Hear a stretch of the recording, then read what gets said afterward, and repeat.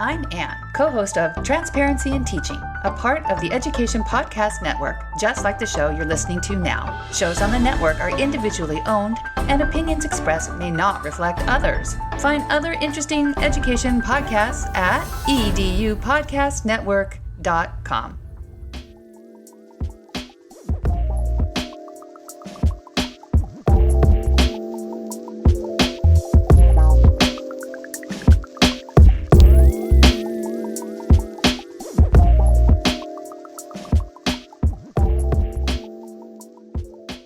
Hello, everybody, and welcome to another episode of My EdTech Life.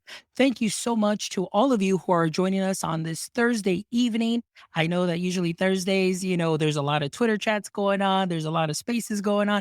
There's a lot of, PLCs and everything going on. But for those of you that are here live watching and listening, thank you so much, as always, for all of your support. We're always excited to have you here. And today we're going to be talking about one of my favorite topics, something that I have been following for a while and just really learning more and more. And as always, trying to find that special connection between, any kind of tech and anything that we're seeing and trends to educate. Have a very special guest who I first listened to speak about NFTs in one of the Twitter spaces that Michael Cohen, the tech rabbi, hosted. And I was just really thrown back by the wealth of information, just the great conversation, and just the knowledge and know-how that Leslie Weitz shared that day. So Leslie, thank you so much for being here with us today. I really appreciate you taking the time. How are you doing this evening?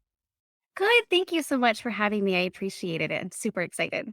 Perfect. Excellent. Well, let's go ahead and get started. I am really excited about today's conversation. And, being in the education space for 16 years, I definitely always am trying to stay in the forefront of anything that is out there, some big moves, a lot of changes. And of course, right now we are seeing a lot of talk in Twitter and everywhere around the world. We're talking NFTs, we're talking, Web3, we're talking all of the sorts of these new tech that's coming our way.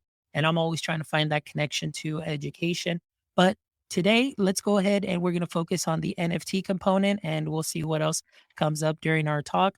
But Leslie, for our audience members, our education audience that's listening, and those that are listening for the first time or watching, if you can share a brief introduction and give us your context in the NFT space, that would be great. Sure. So, hi, my name is Leslie. I have worked for 20 plus years in product development, really in software. So, I come from a technology background. I'm super bullish on women in technology. I have a story about that we could talk about later in terms of, not being um, really like encouraged to pursue a career in technology when I was a kid. So, one of my passions, of course, is encouraging, STEM and STEAM education. But I got into NFTs kind of really by happenstance. It was really my husband's fault, so I'll blame him.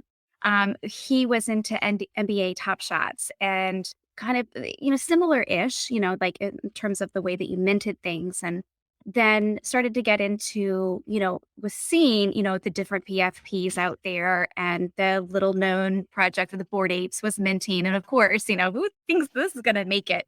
But then he, I think, initially started with like the Lazy Lions. That was really his initial like project. He like minted those, and it still went to this day. He absolutely adores his Lazy Lions. But that's kind of how we got into it. So then after doing it for a while, I sort of noticed, well, there's not really very many women here in this space. And then there's also nothing that's really family friendly. I'm a mom, I'm a wife. I have 3 kids. We have a 15-year-old, a 13-year-old, and an 8-year-old. So, we would like to talk about this stuff at the dinner table and, show pictures, but like some of the pictures weren't really like kid appropriate. Again, I love those projects for what they are for like my non-mom self, but for momming, I didn't really want to show, paraphernalia hanging out of somebody's mouth and cigarettes and joints and things like that. So we were like, well, let's start, a project. So we worked on it for a number of months, and a project that went live. I've since moved on. I'm not with the project anymore because really during the midst of that, I sort of found what my passion was is helping people. And while it's very education heavy just to onboard people, what I really enjoy about it is people that are in this environment and in this space, that to help them, maybe I don't always have all the answers, but what I can do is share the mistakes that I've made and things that I would do different. So that way I can help people kind of be more successful and watch out for some of the things that have happened. But that's really kind of my passion, is like onboarding, helping. So I'm super excited to kind of pursue that more as the future grows in Web3.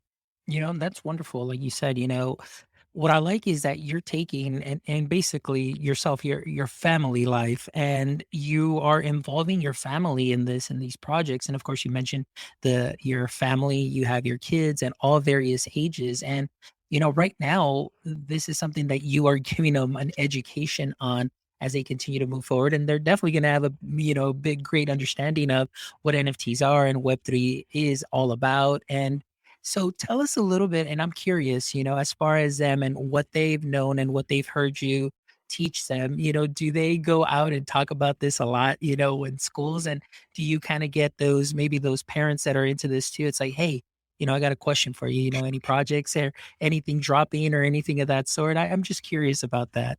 Absolutely. Well, so a funny story. After we started talking about it for a while, we were at Outback. It's a local, restaurant here just down the street. So we tend to go there a lot just because it's like the only restaurant out in my neighborhood. So we were sitting there, and my son, at the time, I think he was more like 7, and he had like the Outback menu, and they give you crayons, and he was drawing on it. So he drew this like dragon, and he's like, "Look, I made my first NFT collection," and put on that 0.02 ETH. Like literally, he was shilling us his project for 0.02 ETH. So you're talking about a kid that knows what the value of ETH is, but can't tell you what the value of, like, I don't know, buying a carton of milk or how much, a video game is or any of those things, but understood the concept of ETH and an NFT. And he'll actually tell his friends at school about NFTs. In fact, I could pull him on the call right now, and he would be like, "Yeah, it's a non-fungible token. It represents his digital asset."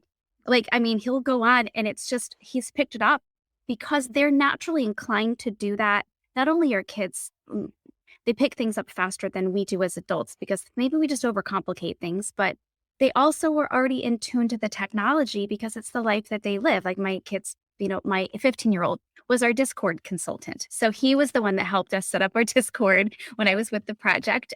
He was a moderator for a while. The middle child, she's the girl. She's not really too much into it. She knows what it is, doesn't really care that much, at least right now. She's more about the arts, like acting and chorus and things like that. But the little one, he's already designed 2 NFT collections that he wants to launch. And he plays Roblox. He has the whole entire concept down. And really some of the best use cases for, Web3 technology between Fortnite, Robux, and Roblox. I mean, they already have tokenization built in, right? So it's like, something that they already kind of naturally know, even more so sometimes than we do. Their use cases of things that they think of for this stuff is way further than like where my brain can even take it. So I have a lot of faith in our next generation and even the generation after that, that as we build this bridge for them, that, I mean, the where they can take it is leaps and bounds where our imaginations really are today. So Yeah. And that's something that really excites me, just the way that you talked about that. And, being an educator and, previous shows that I did this week, you know, if we were to be more of that guide on the side, you would be surprised as to how much we ourselves as adults can learn from our students, just like you're sharing here, how much your kids have learned from their experience. And they've learned of something that is relatable to them because they see it at home. But those are the skills that right now, are highly sought after.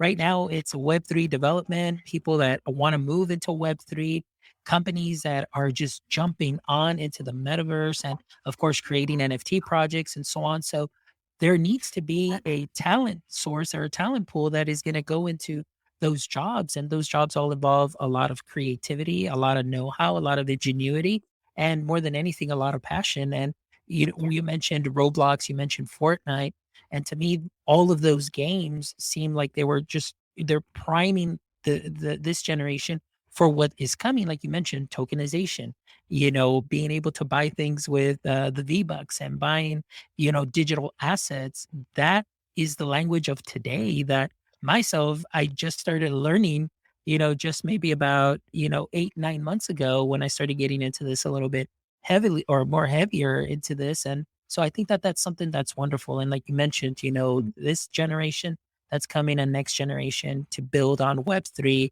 and that, seeing that decentralization, and just continued growth. And it just seems like it's something that is amazing. So where is it that you see, through your experience as, software and in development and things of that sort? I mean, you yourself too have seen changes in, education, changes in tech and, trends and new things that are coming. Where is it that you see this Web3 taking us maybe within the next 6 months, maybe the next year? When do you really see that it's going to just be at that, I guess right now I think it's at a nascent state, but it's still early. But I mean, there's a lot of movement going on. What is it that you see through your experience? Oh gosh, I mean, I think a lot of some of it's already there. We're already starting to see a lot of concepts surrounding the gamification of learning. And I love that concept. And it already started, with some of the iReady programs and things like that before, more, Web 2 stuff, but sort of kind of going into Web 3. There's a lot of tech, I think, that's still to be leveraged. But as we get into more education, I think the foundation of all of this is to make sure that we're preparing the educators and the parents, the setting the primer of what this is to be, because I think without that foundation, we can't support it equally, because a child's education is a two-way street. It can't be just the teacher and it can't be just the parent, unless you're homeschooling, then you can be both. But in most cases for us, it's, there's a shared partnership. And so to be on each edge of it, it really is setting the boundaries and the walls for what the safe, passageway is. So I think that gamification, as that continues, but I see things going. I mean, it may not be in the next 6 months, but here in the near future, like the entire way that NFTs are today is really like an entire ecosystem of micro learning.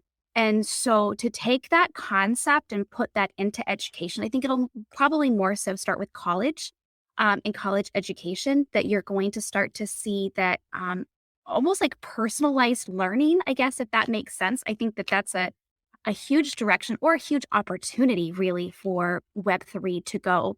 Because I mean, with blockchain technology, and then it's accessible, but to take that concept of more personalized learning, individualized learning at your own pace, because not everybody fits into the same box. And I know I didn't, and not everybody else does. And as an educator, this, that you can have the exact same experience and everybody is different. So to be able to take that, personalize it, but to move that into elementary and middle school and even high school education, that would be amazing. I think that's a little further off than the college component, but once one starts, I think that they'll start to flow there. But I think that there's a lot of and that's just for learning. I mean, there's tons of like funding and fundraising opportunities too that I think we haven't even begun to recognize. I mean, can you think of like, I don't know if they have this at the schools that you've been at, where it's like they'll do an art program sort of thing, and the art, you can buy like copies of the art and put it on different things. Imagine doing that as like an NFT project, and all the kids work on it together, and like that's a fundraiser. And I mean, the possibilities are endless. And then here it is, lives on the blockchain forever. I mean, I think that that's a really fun way to participate, as investors in your child's education, and then the friends and family. And you always have something that represents something that you did for them. Like there's just a couple of things, that you can do. I mean, gosh, we could probably sit here and talk all night and spin ideas, but I think really the possibilities are endless. It's as endless as the imagination will take you. Yeah. And I love that, as far as what you're saying, the personalized learning. I love this idea of the fundraiser. And I've seen a couple of projects that are doing that. And I'm thinking, like, this is amazing where these schools, these administrators that are out there learning this and putting it into practice.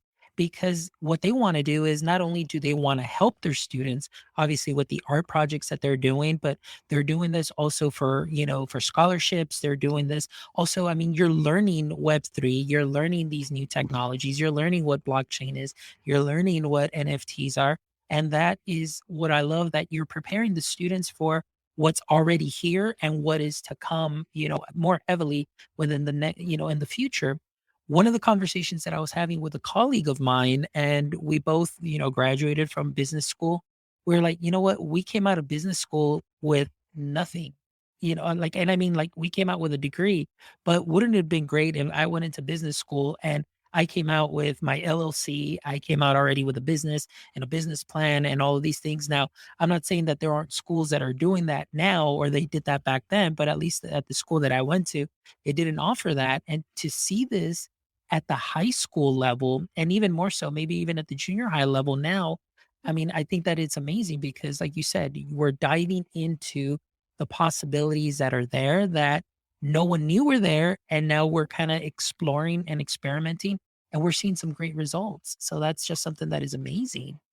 Absolutely. I 100% agree. I can't wait to see where some of these go. I can't think of a more rewarding situation than being a part of a project that, whether it's a singular artist, it's a high school student or a middle school student or an entire group, that they're able to fund their secondary education and go to college because of, something like this. Like, that's the most amazing thing to think of in terms of opening opportunity for people that may not have otherwise been there, and to give them additional life skills on top of that. Like, we weren't taught what running a business is like, or how to do it. What's a partnership agreement? What's an LLC? What's a C corp? How do you file for an EIN? Any normal thing like that. Just the business basics that are starting to be taught really way too late. It was only not too long ago that those things are being taught, but now, like, I hope to see it continue, that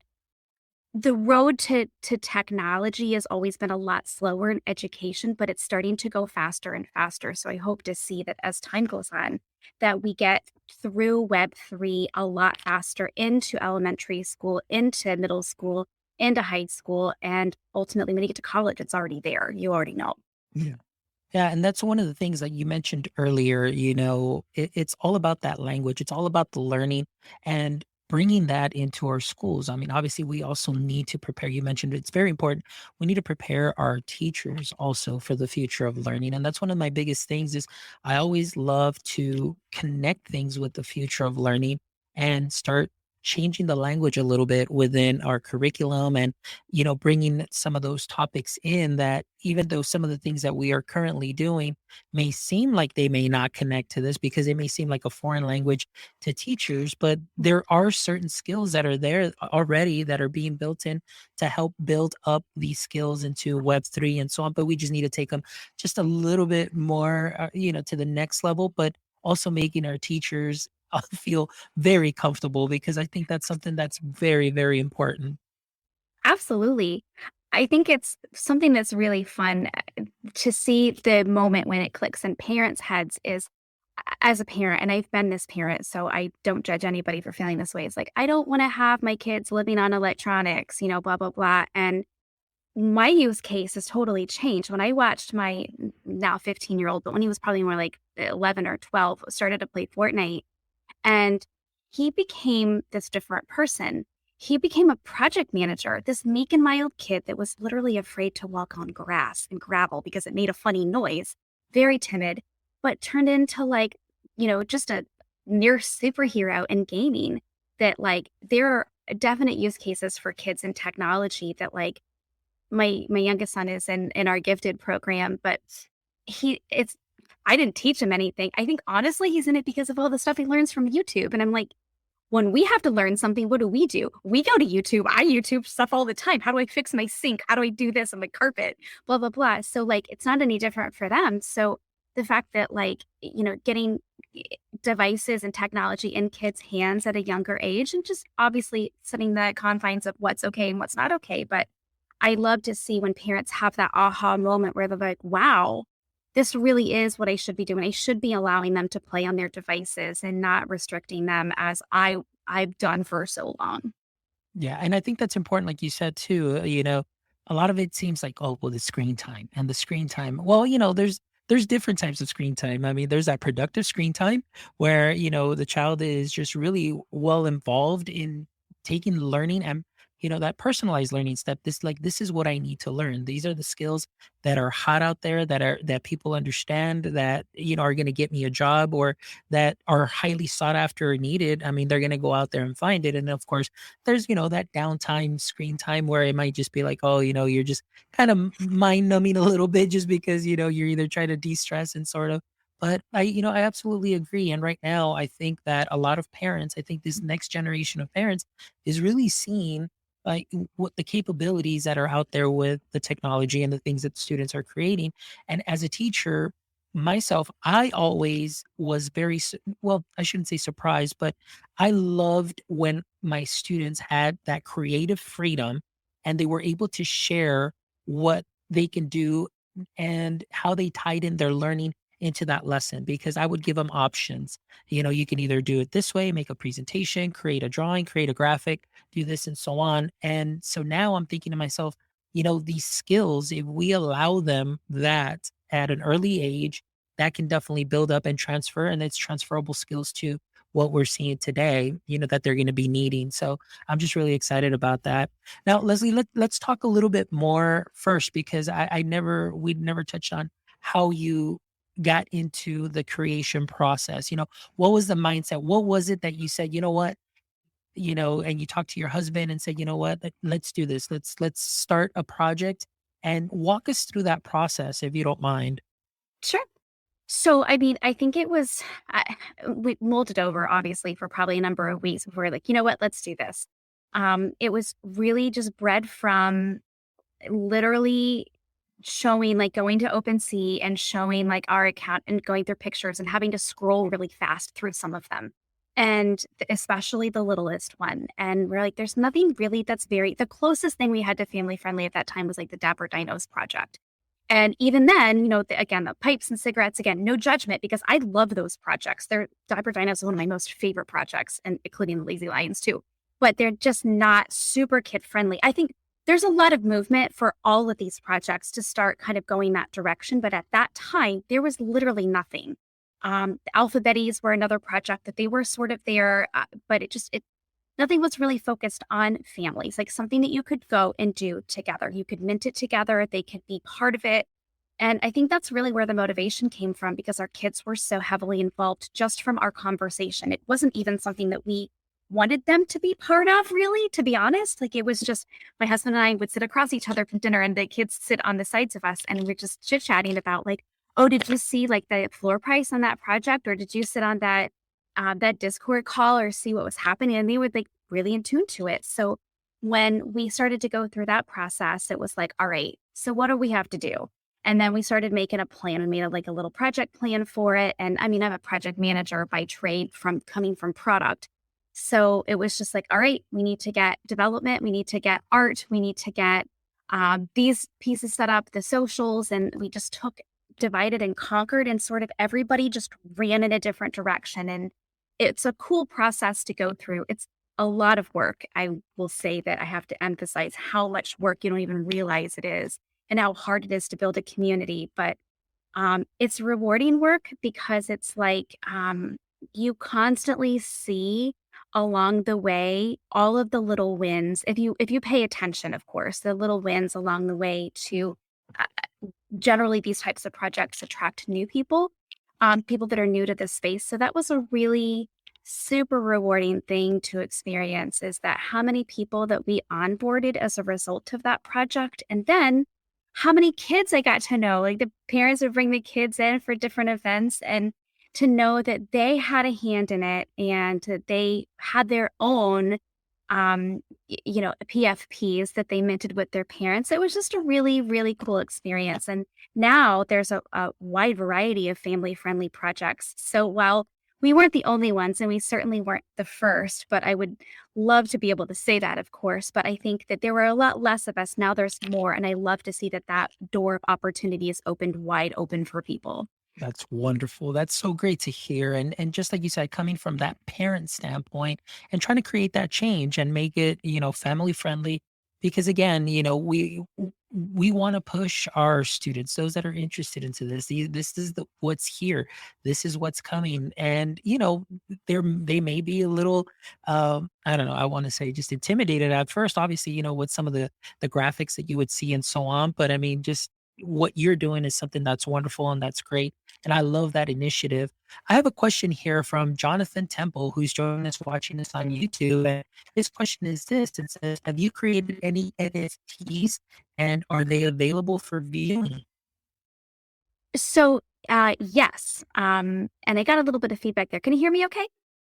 No, no, yeah, you're good. Okay, good. There was like I was starting to think lose you for a second, or I think I was rugging. So yes, I was part of a project. I'm not on the project anymore. I was one of the initial founders, but the other two founders that we worked with are still running it. It's called Taco Gatos.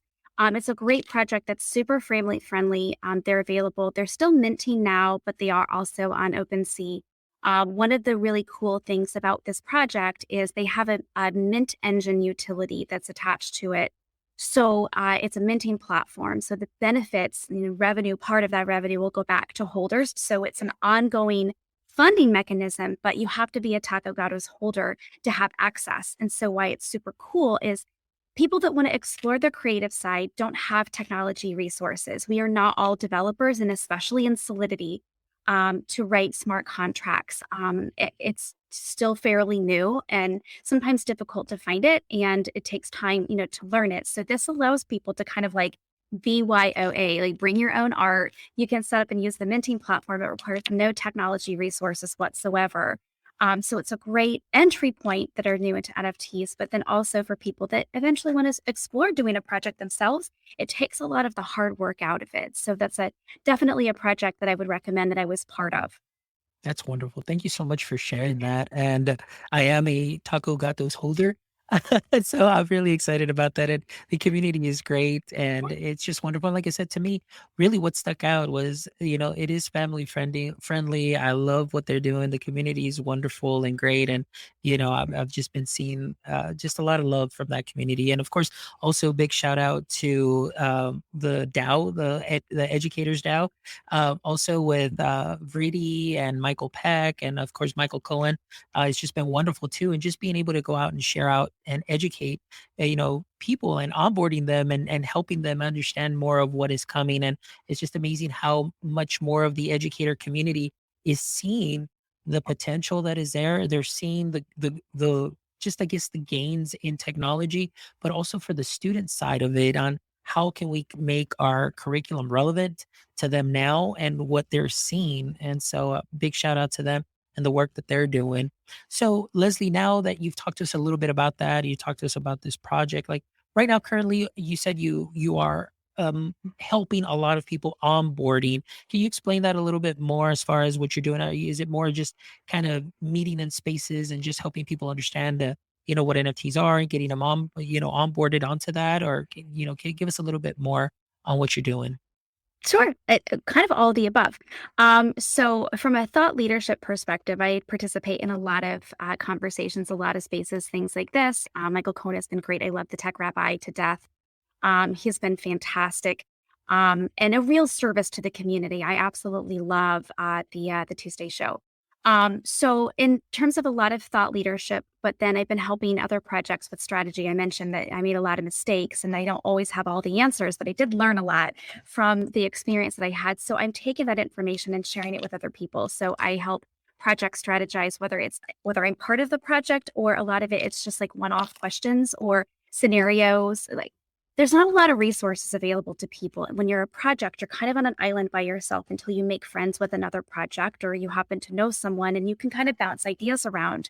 Think of it like a brick and mortar store. If you open a bakery and this person opened a bakery, you're not going to share information because you're competitors, right? So the space is very different, that it's not really competitive at all.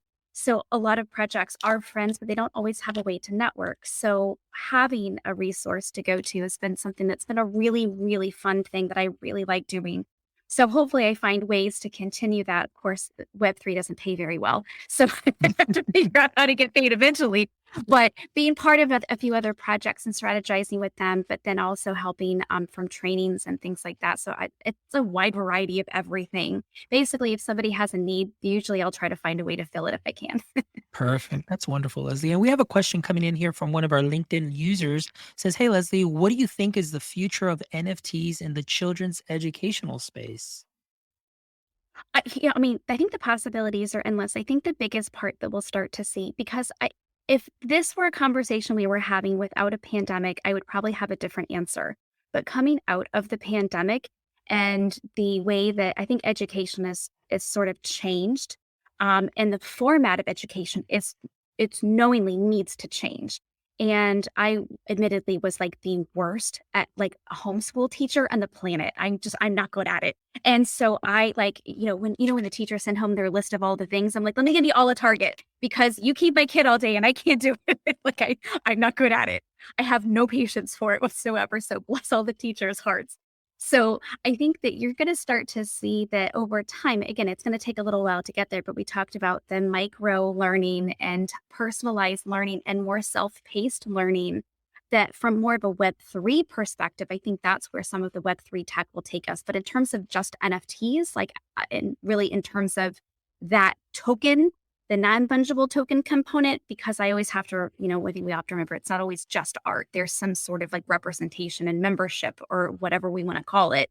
I think that the art, the creative aspect and learning the tech aspect and really the fundraising, I think is the immediate use case that we could probably see for it. But I mean, it's a hard question to answer exactly where, but I think those are just a few areas depending on if we're talking Web3, we're talking NFTs.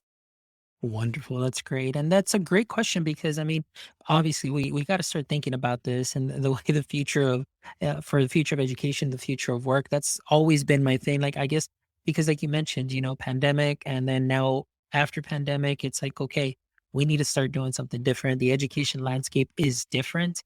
It's no longer the same. And, I understand there's a lot of people that are trying to go back to 2019, but that, there is no going back. It's like, we're here, we're now, and we got to continue moving forward. And of course, we're seeing all these technologies here.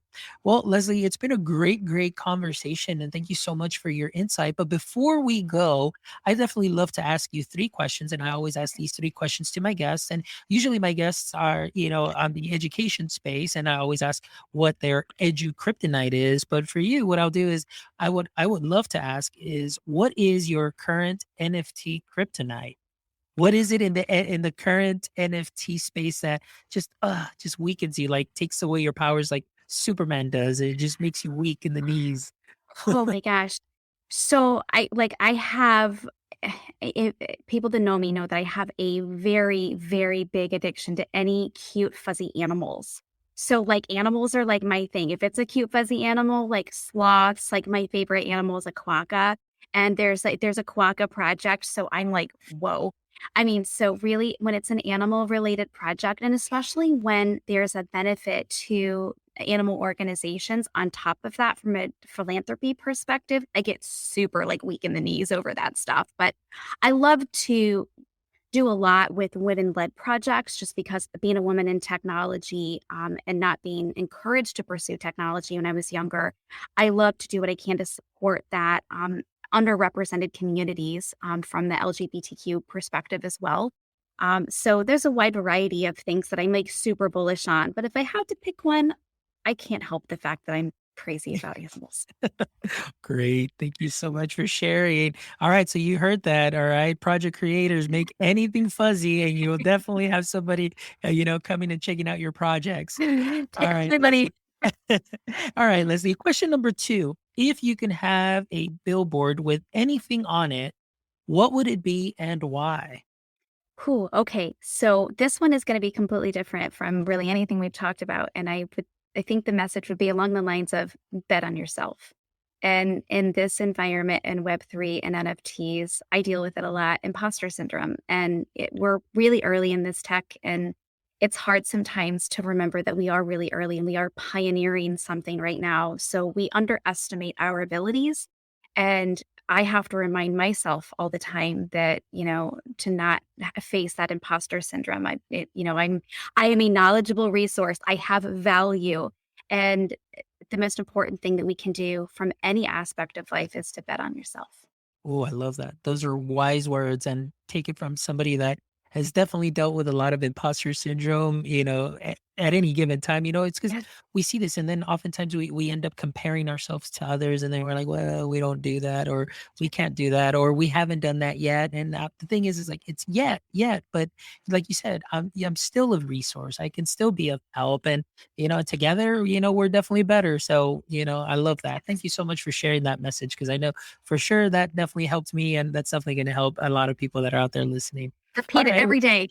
Every day, bet on yourself. All right, Leslie. And our last question is this: is let's say that this was your podcast currently, and I am your guest. What would be one question you'd like to ask me? Whew. Gosh, I think that, let me think. I guess, you know what? I guess I would ask more about like what makes you passionate about Web3 and education? Great. Thank you so much for sharing that. That is one of my biggest things. For me, the passion as an educator, and I always, and I will repeat this, and everybody who watches the show or has listened to the show has at least heard me say this once. I never wanted to be an educator, but when I fell into education, I absolutely fell in love with everything. I fell in love with the process. I fell in love with the practice, and being able to bet on myself, like you said, in education, and kind of do things. Kind of my way, but it's like my friend Matt Wood says, it's like you have a sandbox and you can play around in the sandbox, kick all around all the sand, but as long as you don't go past these lines, you're going to be okay. I was always the one that was out there kicking sand and just doing my own thing.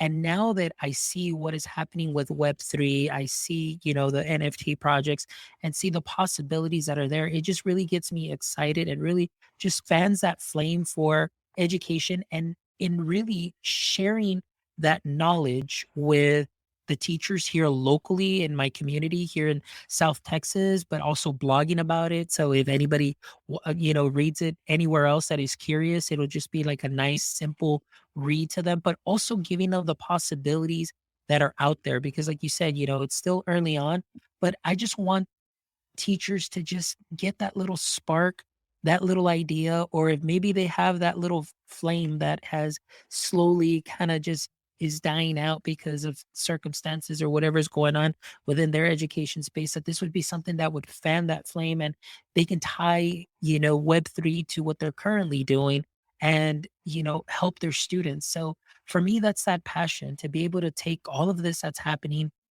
simplify it, share it with others. And like you said, it's similar to that onboarding process, making that tie and that connection because I want to see this next generation do something amazing in this space and just where it's headed. Like to me, the possibilities really truly feel endless because there's so much out there. So that's really what gets me going and that's why I get excited about this space. I love that. That's an amazing answer. Yes, I 100% can see that from you. So I think that's awesome. Well, thank you so much, Leslie. I have had a wonderful time, and you're absolutely right. We can definitely be here talking for hours and hours on end. But I really appreciate just your sincerity, authenticity, genuineness, and just how you presented today. Our presented our audience members and our listeners today with some knowledge and background on NFTs, and obviously where this space can take you, what is some of the work that can still be done in this space and just how to tie it to education. I think you did a very wonderful job in onboarding us today. So thank you so much, Leslie. I really appreciate you. And before we go, Leslie, go ahead and share with our audience members that are currently watching or those that will catch the show later on, if they'd like to contact you, maybe they have questions, maybe they just need a helpful resource that they can go to. Is there a way that they can go ahead and contact you? Absolutely. I have all kinds of different methods. So you can find me on Twitter at it's at OX La Capitana. That's my Twitter handle. Keep an eye out for a couple of things that we do weekly. I have a moms space that we do, moms in Web3, parenting, things like that, and kind of dealing with mom imposter syndrome and mom fails and kind of normalizing mistakes that we make. And then we have a Web3 zone that we do on Thursday afternoons Eastern time. That's really four of us that are different thought leaders from way different origins that come together and talk about all things Web3. Today was what the heck's going on with the market. I think next week we're talking about doing slow mint projects and things like that. So there's definitely a lot of like routine things that we happen. But of course, you can find me on LinkedIn too. It's simply my name, Leslie Weitz, Weitz. But I look forward to hearing from anybody. Send me a message on LinkedIn, send me a message on Twitter, at least follow and, follow both of us to see kind of upcoming exciting things that happen in the Twitterverse. Excellent. Well, thank you so much, Leslie. It has been an honor. It's been a pleasure. And again, as always, just thankful for your kindness and everything that you shared today. I am just amazed. And so is our audience members. And, so I'm really excited about what's happening. And of course, I am definitely a follower and I have my little alerts on. So anytime you tweet, I'll always be able to see because, it's that FOMO that we're talking about, fear of missing out. And there's so much out there, but at least, finding, like you said, those thought leaders that you kind of, can see and have those similarities with and the same thought process, it's great to connect and of course get informed by them and, being that useful resource. So thank you so much for everything that you're doing in the NFT space. And thank you guys, those of you that joined us live and those of you that are going to catch the replay or listen to the show later on. Thank you always for your support. Please make sure that you go to our website, www.myedtech.life, to check out all our episodes. Make sure that you click on our links, go check out our merch. And, as always, thank you for your support. And guys, we will see you again this coming Saturday. We've got a wonderful show for you this Saturday morning. But until next time, my friends, don't forget, as always, stay techie.